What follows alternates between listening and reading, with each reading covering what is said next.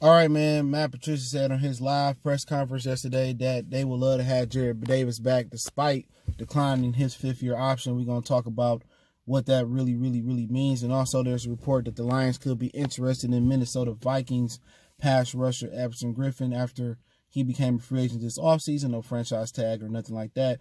So let's talk about it. Hit that subscribe button, bell icon button, share the video. Let's talk about Everson Griffen. Like Everson Griffen, he had some mental issues where he had to, deal with.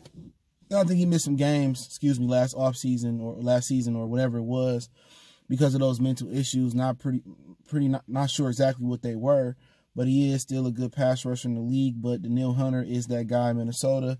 He basically is the pass rush up front. And I don't know if Everson Griffen asking for too much money or, what it is. But, I think he's 32 years old. He still can get it off the edge.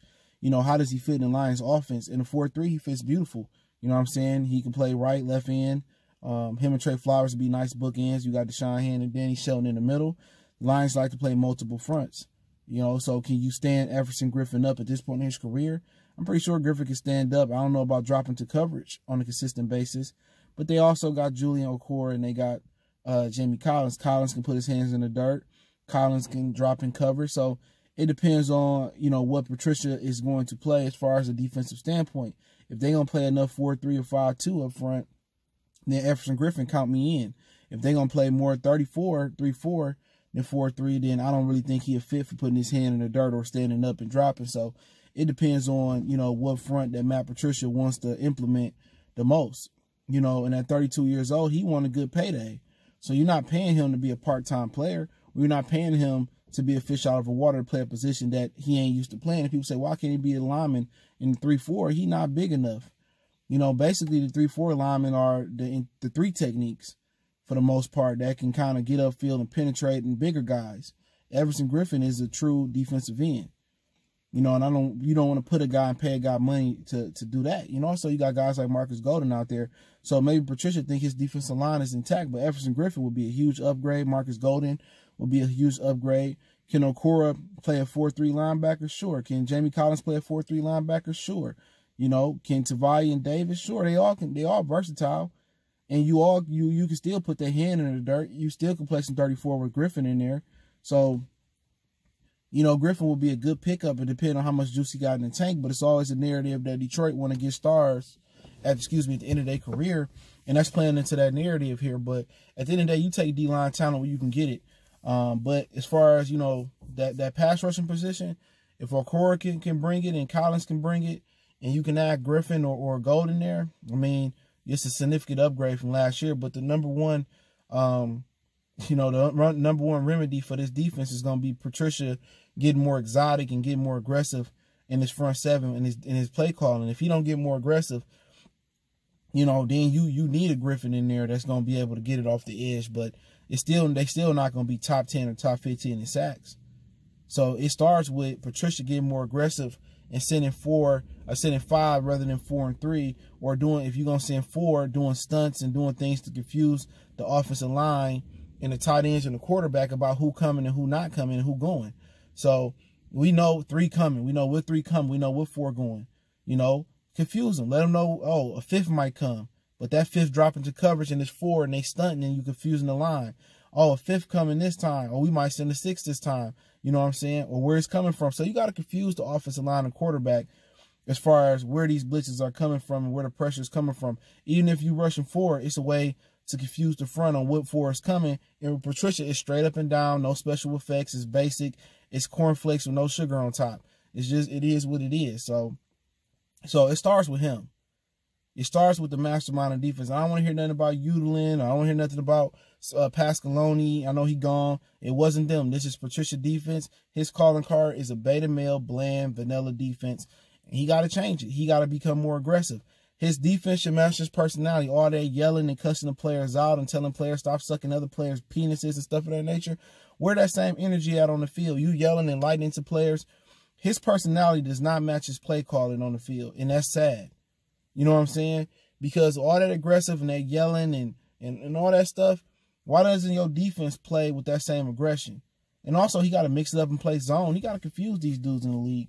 You got to be versatile in your defensive approach. Some quarterbacks can eat man up. Some quarterbacks struggle with man. Some quarterbacks struggle with zone. Some players struggle with zone. So it starts with him. You know, forget the personnel. Would I like to have Everson Griffen on? Yes, at the right price. Jadeveon Clowney apparently had some type of surgery. He healed. He may re-sign with the Seahawks. Who knows? But, hey, Griffen probably a more cap-friendly player at this point. You got two players that's like that can do what Jadeveon can do, and that's Okora and that's Collins, but he can also put his hand in the dirt and play the same position as Griffen can as well. So the Lions truly never go for it. You know what I'm saying? They always kind of beta male, really, you know, so they don't never say, you know what, we're going to sign this guy and take a chance on him.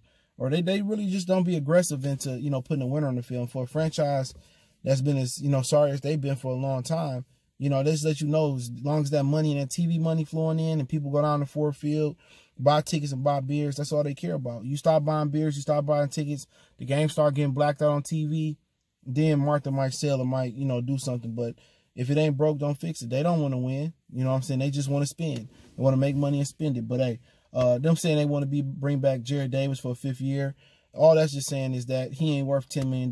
We can get him for the cheap in the 5th year. And that's what Patricia's saying. He ain't worth $10 million. And we know, you know, basically we can outbid any team for him on the open market. Nobody gonna want him. So no team gonna sit out there and get Jarrad Davis $10 million unless he have a fantastic year this year. If he go out there and he ball out and he be one of the better middle linebackers, then cool. But they like him. They want to bring him back, not because he can play football, because he a good locker room guy. He a good guy. You know what I'm saying? If this was strictly a football decision, you know, you probably wouldn't want him on the team right now. And that's just my humble opinion on it. He's just not a good football player at a linebacker position. I keep saying this. His coverage, his tackling, he can't rush the quarterback. He can't do nothing. He's just an athlete out there that's playing football, and people need to understand that about Jarrad Davis. I think he can be a fantastic player with his athletic ability, but it just seemed that he ain't getting the coaching in Detroit, or it's a disconnect in his development between coaching and between himself. So maybe this year they decline the 5th year option. He come out and he ball out. Also, Taylor Decker is playing on a 5th year option this year, I believe. So can we get the best out of Taylor Decker? Who knows? Usually when the money on the line, you get the best out the player. But for Davis, he just ain't been able to show progression. He ain't been Steven Tulloch. He ain't been Justin Durant. Damn sure ain't been Chris Spielman. So, you know, I just don't get it as far as, you know, why he hasn't really been able to even be a good coverage linebacker. Speed, agility, he got decent size, he got decent strength. It just really ain't clicked for him. You know, and who the hell knows why it hasn't clicked for him. But if he goes somewhere else and get the proper coaching, maybe he can ball out. We seen that with Laken Tomlinson. Laken Tomlinson was a really, really good he was a really, really good prospect coming out of Duke for us. He went to the 49ers, and now, you know, he went to the Super Bowl, and now he's a staple of their defensive line. So that's something to look at as well too, man. But their offensive line, excuse me. But with Davis, they just want to bring him back at a cheaper price. He's a good locker room guy.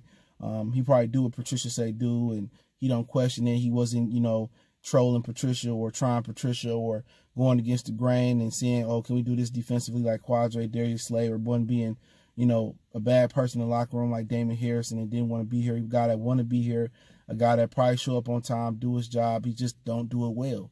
You know what I'm saying? We all know those people in the workplace that come to work every day. You know, they nice guys, but they really ain't shit at their jobs.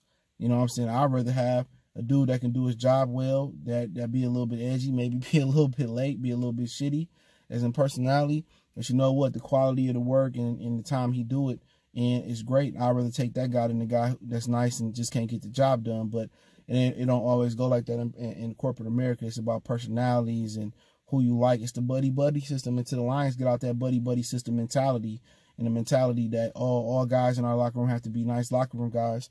You know, until they break that mentality, they'll never win. You know what I'm saying? And that's just the God honest truth on it. But, you know, Davis for the right price, why not keep a guy on your team for the right price? You know, but it ain't like he gonna play no special teams, but we'll see. But maybe the pressure on, maybe he balls out this year and, you know, somebody else pay him $10 million, the Lions pay him that money. we'll see. But if they truly loved and trusted him like that, they wouldn't have drafted Tavai.